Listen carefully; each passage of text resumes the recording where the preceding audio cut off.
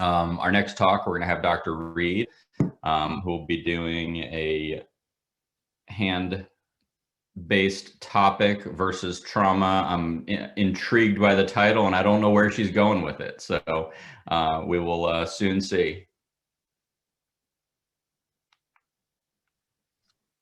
Thanks, Dr. Pat. So my name is Reid. I'm one of the current PGY4s, and I'll be talking about the induced membrane technique. So I do not have any disclosures. So we know that the management of bone defects remains a difficult and complex problem, whether they're the result of trauma, infection, tumor resection. All of these patients are going to require lengthy healing times, multidisciplinary resources, and often some unpredictable outcomes. So there are several different parameters that are taken into effect that influence the complexity of the case, as listed here. And in terms of our treatment options, we can either amputate or limb salvage. And if we're going down the limb salvage route, there are a variety of surgical reconstructive procedures that we can do. And we also need to consider the soft tissues and their management. But for the purpose of this talk, I'll be focusing specifically on the induced membrane technique. So we will talk about the biology, the technique, optimization, problems we have, solutions we have to those problems, and solutions that we're still looking for. So the concept of using a membrane to enhance the local bony environment was first proposed in the early 1960s, where they used osteosynthesis from the implementation of polyurethane sponges. It wasn't until 1986 that Masquelet in Paris, France, discovered this induced membrane technique. So this involves a two-stage procedure where the first operation, you undergo a radical debridement, bony stabilization, and placement of a spacer. The second stage, the spacer is removed and then filled with bone graft. And the importance of this membrane was largely discovered by accident. So at the time, Masquelet and his colleagues were using the cement spacer only to avoid the collapse of the soft tissues. And when they went back to incise the membrane and remove the spacer, the only reason that they didn't remove the induced membrane was to prevent excessive bleeding. So it wasn't until later that they really realized the importance of this membrane. And between 1986 and 1999, he put together his case series, 35 long bone defects, with the largest defect ranging from 24 centimeters, mostly in the lower extremity. And these are the result of traumatic septic non-unions, with a majority of the cases using flaps. And so he discovered that all of his patients had radiographic healing at 4 months. They were able to fully weight bear on average of 8.5 months. He did not have any secondary infections in his group and only noticed 4 stress fractures that were ultimately treated non-operatively. So Masquelet kind of highlighted the importance of this membrane, and I think this quote from his paper where he actually quotes the German author Goethe, talking about how all vital activity requires an envelope. So how does this envelope actually work? Well, he had an animal model where they had a 3 centimeter defect where spacer was placed and secured with plate and screws. And then 4 weeks later, they randomly divided the animals into 4 different groups. Group A, the spacer was removed, the membrane was left in place, and they placed the bone graft. Group B, the spacer and membrane were removed and bone graft was placed. And then group C and D, where bone graft was not placed at all, regardless of whether or not the membrane was kept intact. And as you can imagine, in group A, where the spacer and bone graft were placed, you can see cylindrical defect was filled with bone. In group B, where the membrane was removed, you can see this bone graft absorption and partial healing. And then C and D, where no bone graft was placed, as you can imagine, there was no bone formation. So how does this membrane work? First, there's an inflammatory reaction to the cement spacer. So this is led in large part by macrophages, neutrophils, and eosinophils. And studies have shown that in animal models, this has completely resolved by about 6 to 8 weeks. And this is just a picture of that immunohistochemical stain. So 2 weeks at top, 6 weeks at the bottom. And you can see how this intense macrophage staining on the top slide has completely resolved by about the 6-week time point. We start to see this delineation of an inner and outer membrane at the 2-week mark, where the dominant cell types are going to be fibroblasts and type 1 collagen. This synovial-like epithelium is highly vascularized, and some papers have even referred to it as an induced periosteum. This membrane is going to be rich in osteoinductive factors that increase blood flow and help with osteoblastic development. So this is just, again, a pictorial representation of those 2 distinct layers of the induced membrane, the inner and outer zones. So in terms of other characteristics that we've learned about the membrane over time, the primitive vascular tissue can differentiate into calcified tissue and even lamellar bone. Studies have shown that this membrane is thicker, more cellular, and more vascularized than periosteum. And as we know, when we look at the mesenchymal stem cells, they have more osteoblastic potential at the initial 4 weeks versus 2 months. So we've studied kind of this time frame of these osteoinductive factors and have learned that they peak in maximal levels between the 2 and 4 week mark and start to reside about the 6 to 8 week mark. But even at 6 weeks, you can see how their concentration is still 5 times higher than in their control. In terms of angiogenesis, this is again comparing the 2 and 6 week mark. You can see a large number of capillaries and inflammatory cells at 2 weeks that start to decrease later in time. So there's still some controversy with regards to the timing of the second stage, and a lot of our recommendations have been based on these basic science models. So this article in JBJS again highlights the importance of the highest expression of these factors are at 1 month, and by 3 months later, you can already start to see a 60% decrease in vascularization. But this has to be balanced with thickness of the membrane, which studies have shown the adequate and ideal membrane thickness is about 1 to 2 millimeters that doesn't mature until 6 to 8 weeks later. When we survey orthopedic trauma surgeons, we found that 61% of them place graft at about 6 weeks marks. So this recommended second stage has been between 4 to 6 weeks. And this is, again, largely in part based on the studies that we've shown.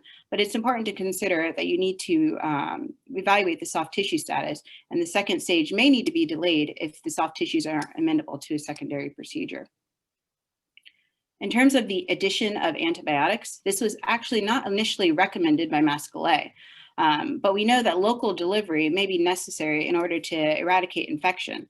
The primary goal of your first surgery is going to be the radical debridement of all dead tissue, but the addition of antibiotics, if you are choosing them, they need to be thermostable and hydrophilic.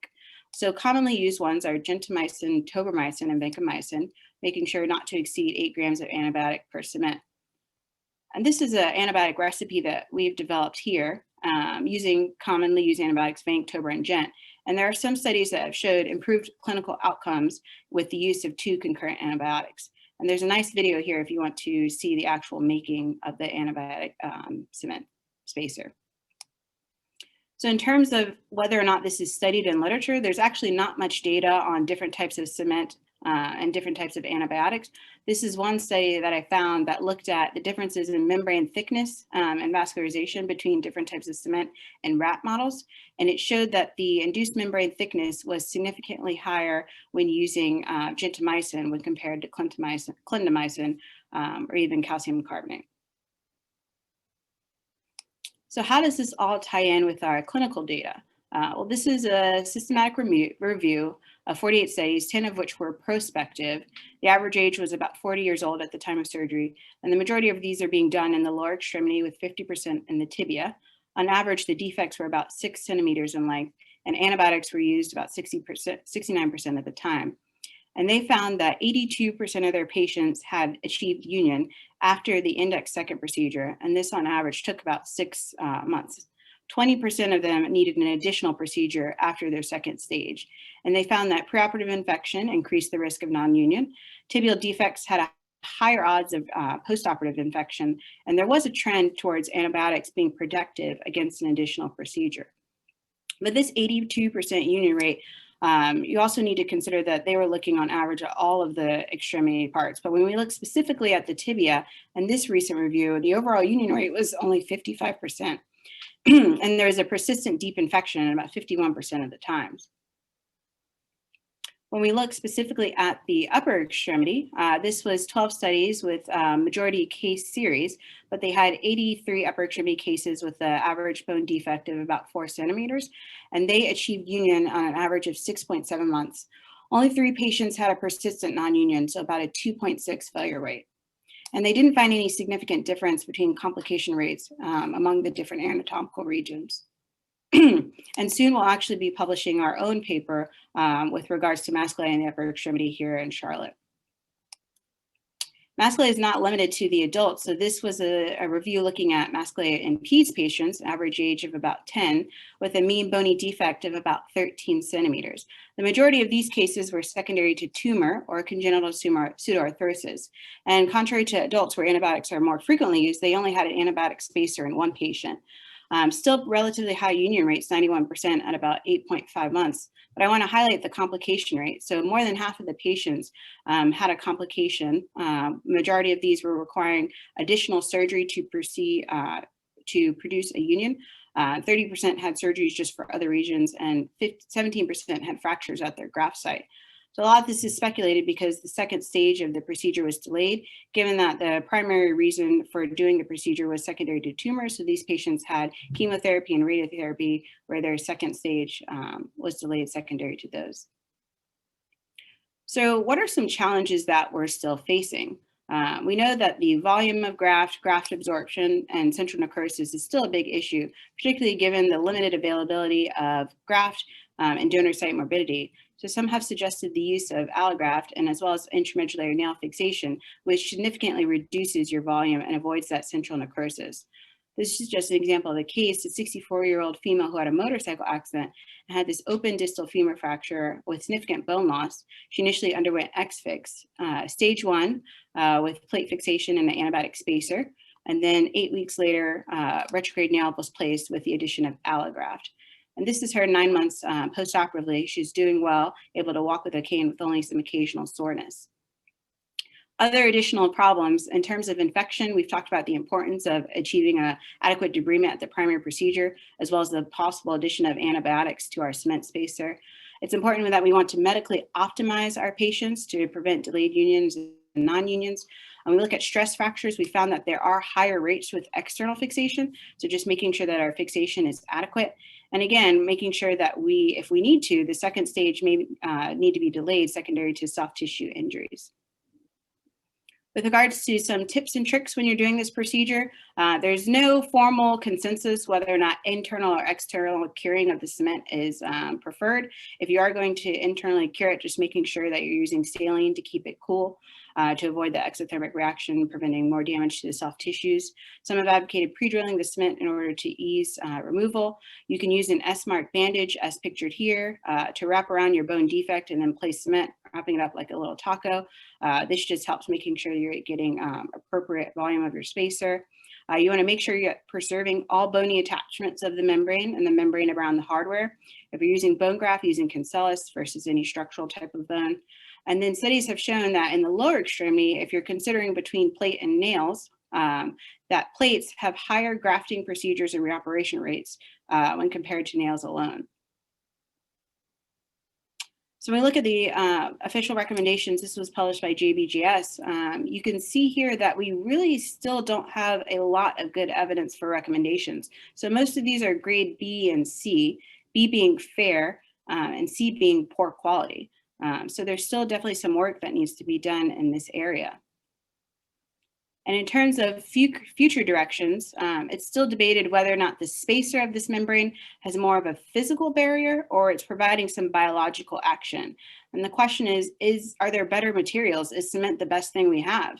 And the answer is maybe not. So this study looked at calcium sulfate induced membrane versus cement in a femoral defect in a rat model. They harvested it at 2-week intervals, and they looked at the bone mineral density and bone volume compared to total volume. And they found that the calcium sulfate had significantly higher levels of both when compared to the cement at 4, 6, and 8 weeks. They also saw that the calcium sulfate promoted enchondral ossification. And so this article suggests that the calcium sulfate may be superior to cement induced membrane, given that calcium sulfate is also osteoconductive and osteogenic, as well as biodegradable. The question is if we're able to do this in a one-stage procedure in the future. We definitely still need more studies to evaluate this, as this was, their hypothesis was not tested in human studies. So with regards to masculine and how it's used, these are just some interesting cases that we have. This is a 28-year-old male who had a gunshot wound to the middle finger.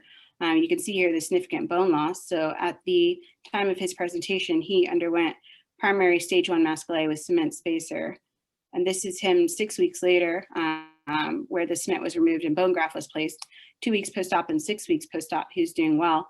And these are just some clinical photographs of how he was able to regain all of his motion. This next case was a 63-year-old who fell down some stairs, had this complex intra-articular open distal radius fracture. She actually initially underwent primary bridge plating. But 7 months later went on to develop atrophic non-union. Her metabolic labs were unremarkable. Her inflammatory labs were unremarkable. So she underwent stage 1 masculine, and then 7 weeks later, here you can see stage 2. And when you go in, you can actually see the induced membrane. This is us incising it with a cement spacer underneath. After the spacer was removed, this is the defect that was left that was eventually filled with bone graft. The membrane was closed tightly, and these are the intraoperative fluoro. So the induced membrane technique for bone loss has promising clinical and radiographic outcomes. We know from a lot of basic science studies that the membrane prevents neovascularization as well as corticalization of the graft. So this can remain a significant and important treatment for upper and lower extremity bone loss.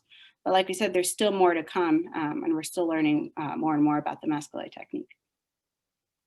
So thank you so much for all those who have helped me with this talk.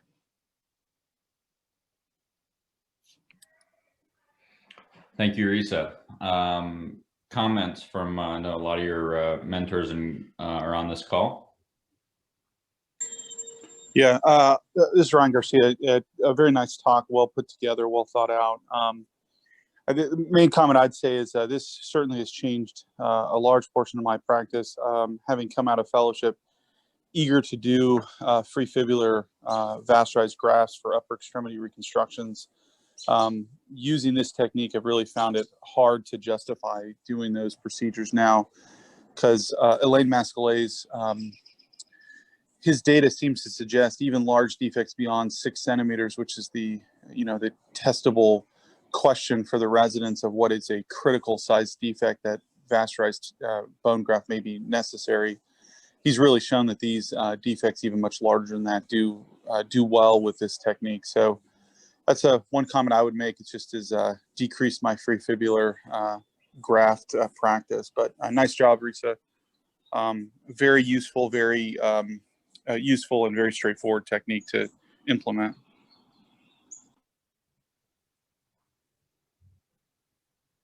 It is Joe. One of the comments that I would make is that what we do know is that the central portion of the graft is necrotic just because the vascular invasion that comes from the periphery has a really hard time getting to the center. And so that's why we try to consume the center of the graft with an implant, some type of an intramedullary implant. It not only takes up the portion of the graft that would be necrotic anyways, but then also it gives you a little bit of fatigue strength. The real challenge with a lot of this stuff is it takes a tremendous amount of time for remodeling. And so a lot of times what we're doing now is combined implants, plate nail combinations with these. And then that way you have a much longer time for that bone to remodel and hopefully decrease the refracture rate.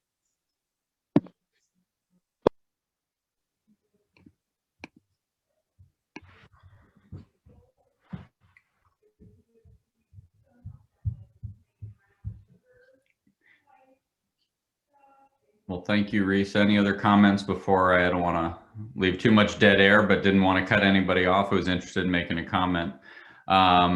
Thanks. I guess my intro for your talk was probably appropriate, kind of bridging the gap or the waters between hand and trauma, and showing again how much overlap there is in all the things that we all do. So thank you to everyone for this morning. Again, the CME color